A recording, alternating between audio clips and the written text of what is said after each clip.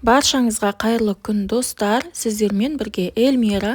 Бүгінгі видеомыз ақ киімдерге арналады. Дәлірек айтқанда, ақ киімнің сұр түске айналуы және де түрлі дақтардың түсуі, қолтықтың осындай сарғыш дезодоранттың іздері қалып кеткен болса, күнделікті кір жуудан кетпеген болса, дәл осы видеоны соңына дейін қараңыздар.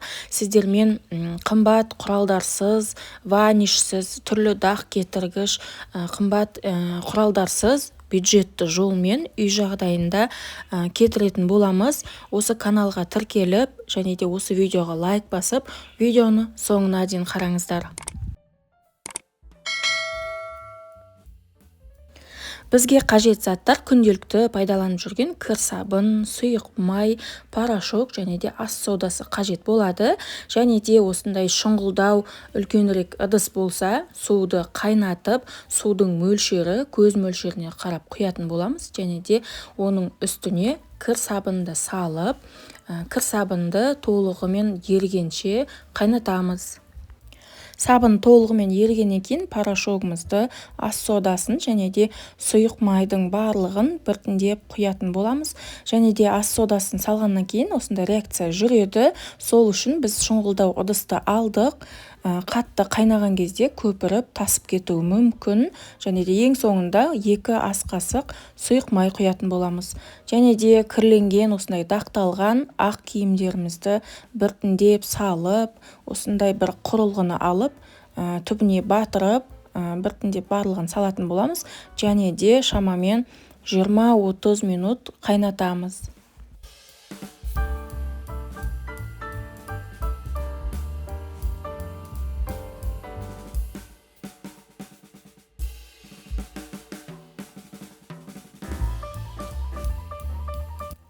Шамамен жарты сағат уақыт қайнағаннан кейін газдың астын өшіріп, дәл осы ыдыста немесе ыдысын ауыстырып, осы суда шамамен 5-6 сағаттай қалдырамыз. Мен бұл суда бір түн уақыт қалдырдым. Таңертең бұл киімдерді кір жуғыш машинада күнделікті жуған секілді порошокпен жуып алдым.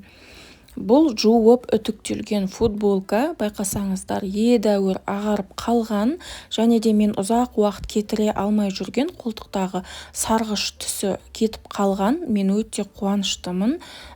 Футболкам бұрынғы бірінші алғандағыдай кейпіне келген. Мен бұндай өзгерісті бұрын соңды болған, өйткені бұл әдіспен бұрыннан мен қолданамын. Үйдегі, ас үйдегі шашықтарды, сүлгілерді, майлықтарды осы әдіспен кетіретін болатынмын. Ақ көйлектерді мен әлі жумаған едім. Байқасаңыздар, кәдімгідей мына баламның рубашкасы да өзгеріп қалған, ағарып қалған, аз-маз дақтары болады. Ол ештеңе етпейді. Дәл осы әдісті баршаңызға қолданып көруге кеңес беремін. Үй жағдайындағы майлықты, асханадағы майлықтарды, дақтарды кетіріп қана қоймай, ұзақ уақыт сақталып қалған иістен де арыла аласыз. Және де осы каналды, қазақша каналдың ары қарай өсуіне, дамуына өз үлестеріңізді қосып, осы видеомен поделиться етіп, каналға тіркеліп, лайк басып кетіңіздер. Келесі кездескенше, қош сау болыңыздар.